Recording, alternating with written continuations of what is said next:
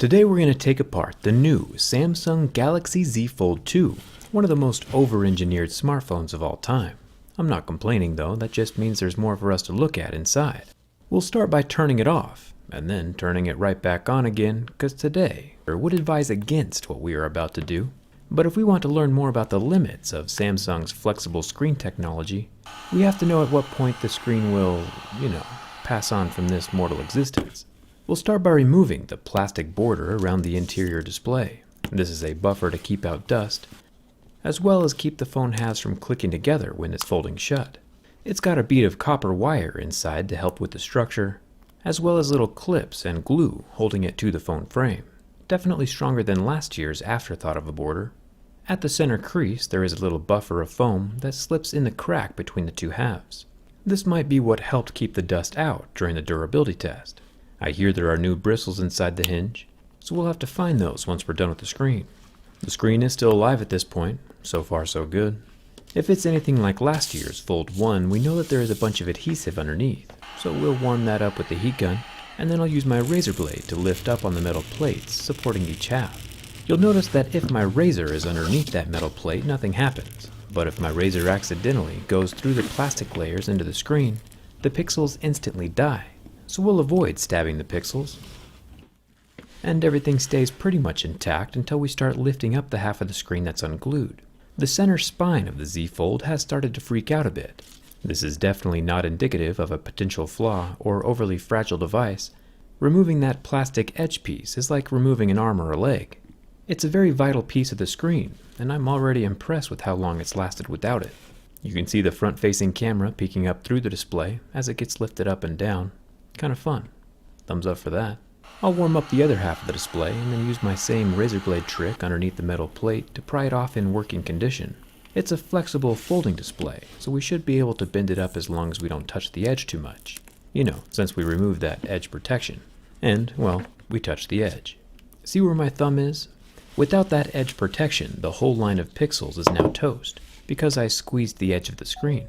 With a few more carefully placed slices, we are able to remove the rest of the adhesive, holding the screen to the body, and all we're left with is the ribbon cable that connects the display to the internal motherboard. As a side note, about 1 in 4,000 people suffer from photosensitive epilepsy, so just a heads up to those guys that this next bit might get a bit flashy. The flexible display does have a limit to how much it can fold. You'll notice that every folding screen has a wide curve at the point where it folds, like the Flex Pi or the Z Flip. It does not tightly double over on top of itself, because when it is doubled over, it kills the pixels. Too tight of a fold also should break the ultra-thin glass layer underneath the top plastic. And indeed, that's exactly what we're seeing. Obviously, the screen is super excited about this new development, but if we look closely, we can see super tiny cracks all along the tight fold I made in the folding display. These hairline fractures are definitely underneath the top soft plastic layer. To get to them, I can slide my razor blade very carefully between the clear top plastic layer and the pixels, so we can get a better look at that thin glass underneath. Gotta admit, it looks pretty cool. The pixels die like a runaway ink stain.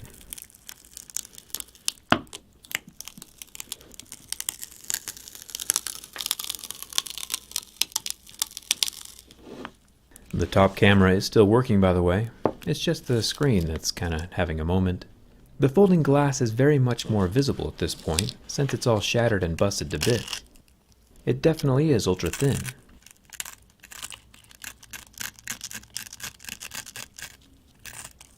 Kinda cool. As much fun as that was though, I think it's time we turn off the phone and open it up like a normal person, so we can get a better look at the internal hinge and those new bristles. First things first, the teardown skin's gotta come off. Link in the description. Then we can use the old heat gun razor blade combo to remove the screen. And just for the record, repair shops usually have large hot plates, and suction machines do this a bit safer and more efficiently. So if your phone ever does break, don't think every repair guy is running around with a hairdryer. There are real tools for this kind of thing. Once the adhesive is cut around the outside, I'll just turn it on real quick to make sure I didn't break anything, since, the rest of the phone is in such pristine condition. Looks great. Once it's off again, I can pop out the rubber stopper over the screen ribbon, remove the screen, and head over to the only place on this phone without a screen. A little more heat and slicing removes the back glass. It comes away in one piece. It's got a small little microphone on the back camera lens. This is either for better video audio or just for noise cancelling. With the exteriors removed, we can now see the 24 visible Phillips head screws and the additional 2 screws hidden up underneath the wireless charger. With the screws all gone, we can get the wireless and reverse wireless charger removed. It communicates through the little circle pads that just rest on top of the motherboard. And we can unplug the battery. If you notice up here, my Z Fold 2 5G is missing the internal 5G millimeter wave antennas, because not every version of the Z Fold 2 5G will ship with those installed. Samsung is a pro, though, at giving different versions of their phones to different markets without disclaimers, so nothing super new here. The other half has a cavity for the top loudspeaker. You can see the earpiece is also built into the same piece of plastic. Even though the phone is not water resistant, we still see the waterproofing mesh over the top of the speaker opening. And the foam balls as well are still inside underneath the red sticker. The bottom piece of plastic has the other stereo speaker and is also full of those same sound dampening balls we see in higher end speakers. I'll disconnect the right battery, and if we take a look at the internal folding screen, we can see it pops up through the frame right here above the battery and plugs in just like a little Lego. With the large screen removed, we get our first look at the silver metal structural side supports and the copper layer, which I imagine helps keep the whole screen cool. The coolest thing besides that, though, is the center portion. Since a solid piece of metal would be too stiff to bend, Samsung has used little sticks of aluminum, like a fence or one of those roll-up bamboo yoga mats. This gives the flexible screen support and only lets it bend in one direction. These little details on the inside are pretty cool. We still haven't found the internal bristles yet, so let's disconnect the side button ribbons and the 4 larger extension ribbons that connect the circuit boards all to each other. After removing one more screw at the bottom, the charging port board can come away from the phone. The USB-C port can fast charge at 25 watts and has its own water damage indicator sticker on the back. This will turn pink if the phone ever gets wet. The Z Fold 2 has no IP rating. Now we can remove the right motherboard, the green one, with its top inside front-facing camera, which is identical in size and shape to the 10 megapixel camera that points out the exterior front screen. It's interesting that their Lego-style connectors are also both blue and green, but don't match up with the blue and green boards they're plugged into. They are probably interchangeable though. There are 2 more screws holding in the blue mainboard, and once that's lifted off, we see the graphite cooling pad. We'll talk about that more in a second. All of the rear cameras on the Z Fold 2 are 12 megapixels. The ultra-wide camera up top, the regular camera with OIS in the center, and the 12 megapixel telephoto camera down at the bottom, which also has the optical image stabilization. Now for the graphite pad. Samsung doesn't talk about this much, or at all. But we found during my cooling system swap between the Exynos and the Qualcomm processors that the type of cooling doesn't have much of a difference on the heat transfer. The copper vapor chamber behaved pretty similarly to these layers of paper-thin graphite, so it's not too big of a deal.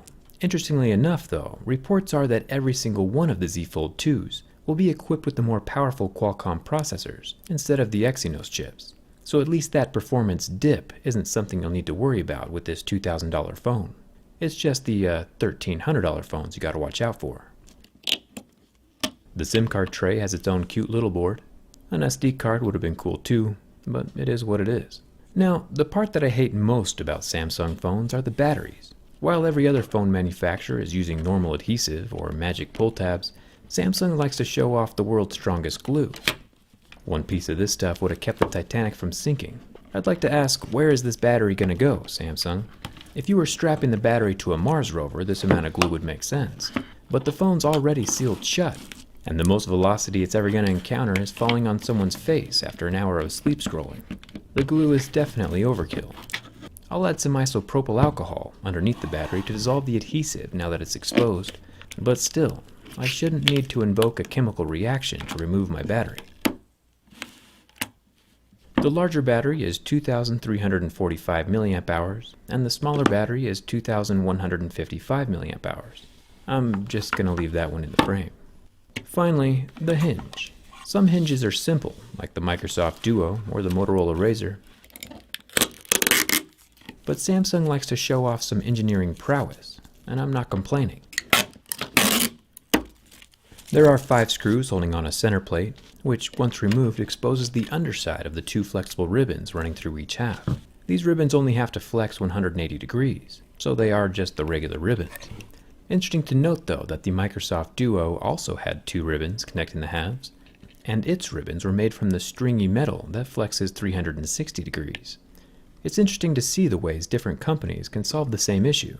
I'll remove 3 more screws from the bottom and another 3 at the top, and once those extension ribbons are unstuck from the frame, we get our first look at the hinge cavity and the long line of bristles that sit just inside the hinge.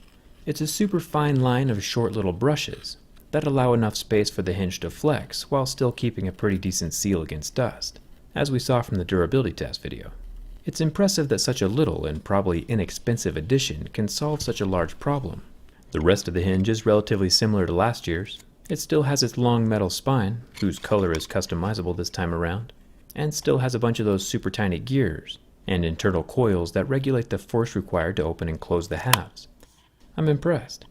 Between this and the LG Wing and the Microsoft Duo, 2020 has been a pretty good year for uniquely built phones. Yeah, my Z Fold 2 might not be alive anymore, but at least we got to see how it worked from the inside, so rest in peace. A much less expensive and less catastrophic way to see the inside of your phone, of course, would be to just grab one of my Teardown skins from Dbrand. It's a fraction of the cost with all of the pleasure. We have skins for over 50 different devices now, so I'll leave a link down in the description. What's your favorite?